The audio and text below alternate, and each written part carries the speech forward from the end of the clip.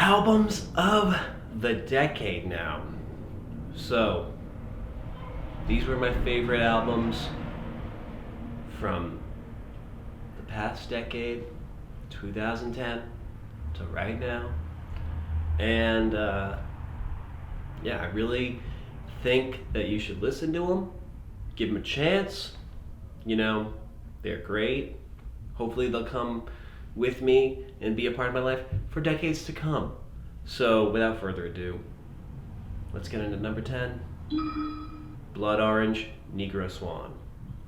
So this album, particularly amazing. It was my first time ever listening to Blood Orange. Being an outcast or somebody who doesn't fit into the mold that society wants you to fit into, this album speaks volumes to that subject, and beautifully. And through these musical passages, spoken word interludes, or they're kind of like these interview segments where, you know, they're interviewing people that are on the album and P. Diddy about love and what it means to do too much, and like unpacking what that means. And really just like sonically, this album, fucking gorgeous. Like, it's a great pop album, a lot of jazz elements, right, you know, sprinkled in there. But it's great. It's start to finish, great, and really worth a listen. Childish Gambino, Because the Internet. 2013, wild time. Everybody had kind of heard of Death Grips at this point, you know, and so like this album kind of has a lot of that influence, I feel like, in there. But I had never also heard of like Childish Gambino's music prior to this. Wasn't a fan of Community or like other, you know, things that he had done. Really just wasn't on my radar. And but what did come to my radar was the fact that he had made a screenplay and all these, like, there was like a suicide note around this, and just like the album rollout and mystery around this album was like very interesting to me, and like I found that compelling. So I gave it a listen, and you know, for a while I was listening to that stuff on repeat, but yeah, what else am I gonna say about that? I mean, it's broken up into like these sections that kind of read like a play almost, and you know, they're kind of independent. And I remember like watching a YouTube video that was like what that movie was supposed to be like, but there was also like an internet version that was like 60 seconds long, and like, I don't know. There was a lot of little components that, like, even if you brought them all together, they didn't make a one cohesive picture. It was like sort of really up to your interpretation here, so maybe that's why I keep coming back to it. This one's number 8, and that is Fleet Fox's Helplessness Blues.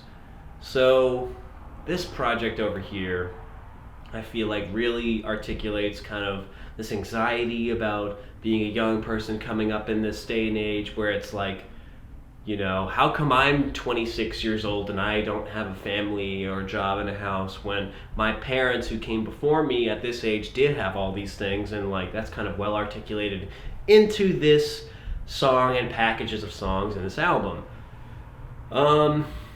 Yeah, I mean, despite it coming out in like 2011, it like still sounds great to this day. I mean, not that like when it comes out has a lot to do with like how good it is exactly. It just like kind of Vermonty like aesthetic of like riding on a tractor through like, you know, a nice sunset over the hills, and like you just hear like the dinner bell in the background. You know, it's time to go home. Let's get a snack. It's a comfy album. It's great. Go listen to it. We got Arctic Monkeys, Suck It and See. Now, Arctic Monkeys, really a band of the last decade, but I can't help but say that this album had a profound impact on me personally growing up.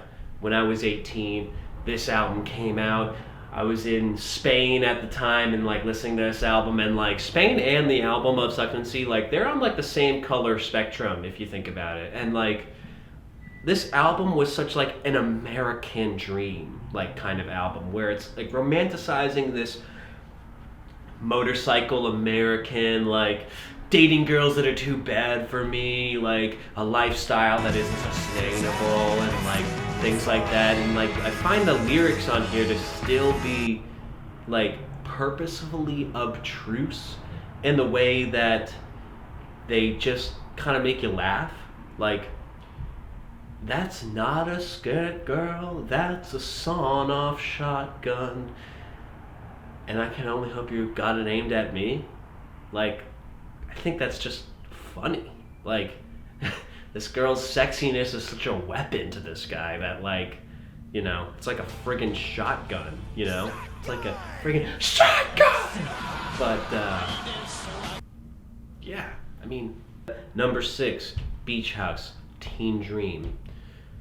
Masterpiece, pop, dreamy pop masterpiece. I mean, this thing is only like 10 tracks long, and like from start to finish is just like an atmospherical, mood dreamy like experience that at times are like, oh, this is a nice little breath of wind. Sometimes it's like the screams on Norway, like, no way!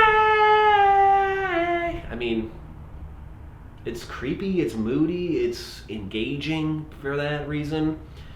Yeah, I'll never forget like the first time listening to this album. My friend Steve in college, he put it on while, you know, we were getting pretty marijuana'd, and I just was like, I had never heard anything like this before, and yeah, really just thank you, Steve, for introducing me to Beach House, Teen Dream. Number 5. Well, this kind of feels wrong to say, but I do really like this album, is Drake. If you're reading this, it's too late.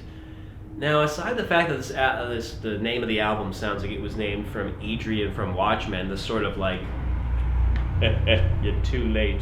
It's just his best body of work that Drake has ever put out. And you could thank Quentin Miller for that.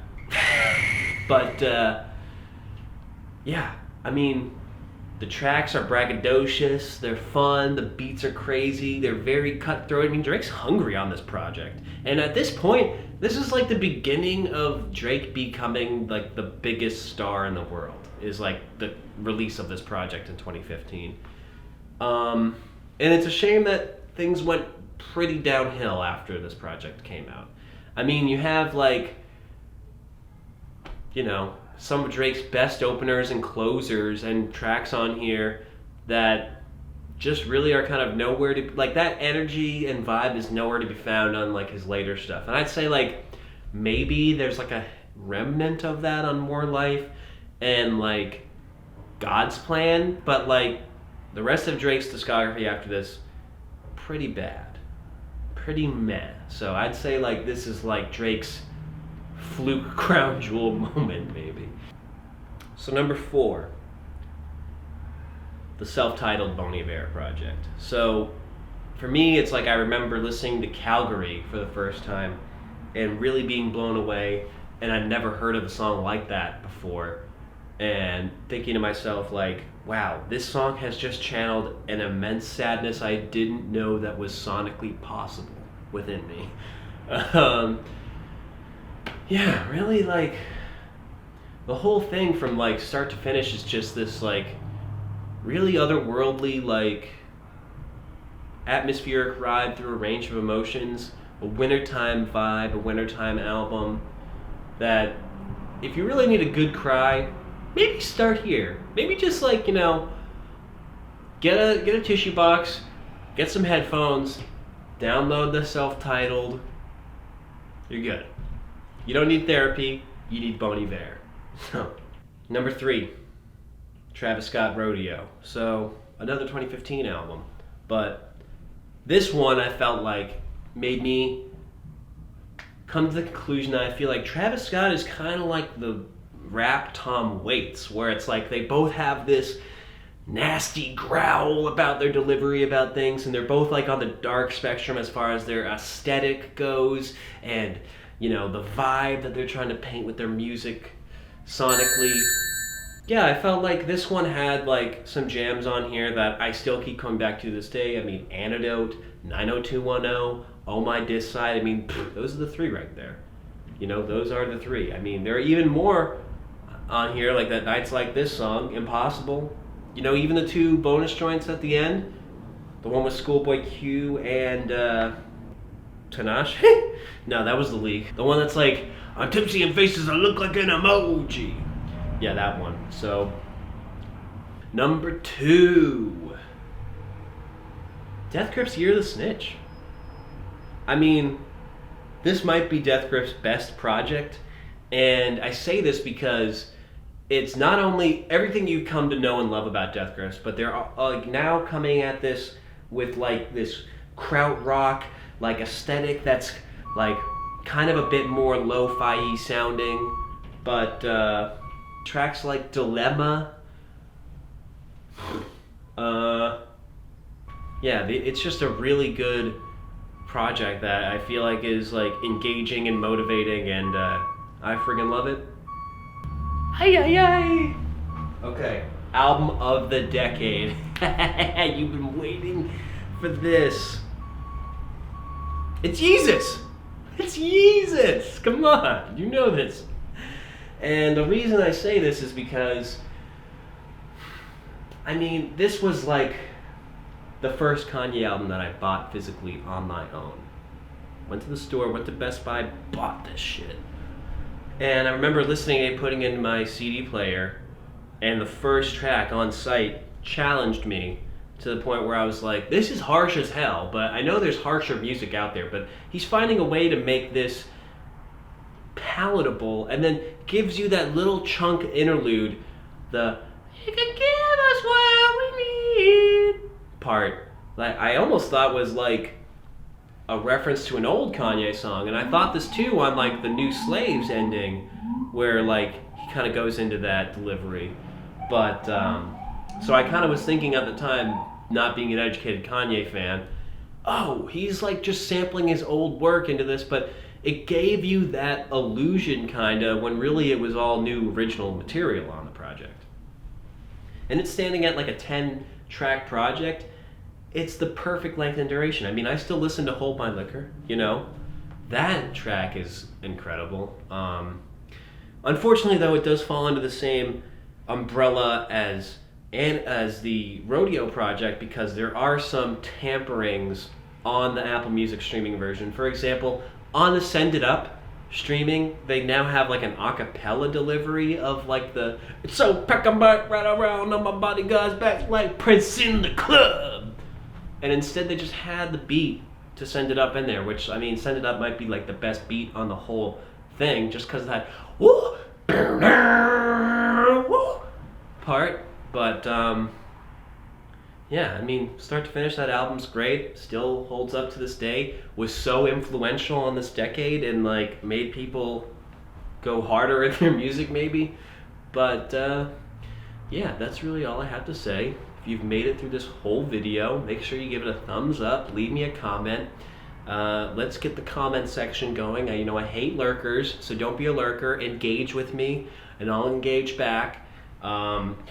Share this video. I want you to log on Facebook, share it with your aunt. I know she's gonna love it. Share it on Twitter, share it on Instagram. If you could pirate this video and upload it to Dailymotion, that would be helpful. Don't forget to subscribe. I have no subscribers. Hit the bell as well. And you're the best. I'm the best. These albums are the best. Listen to these albums. And thank you for watching this video. More soon.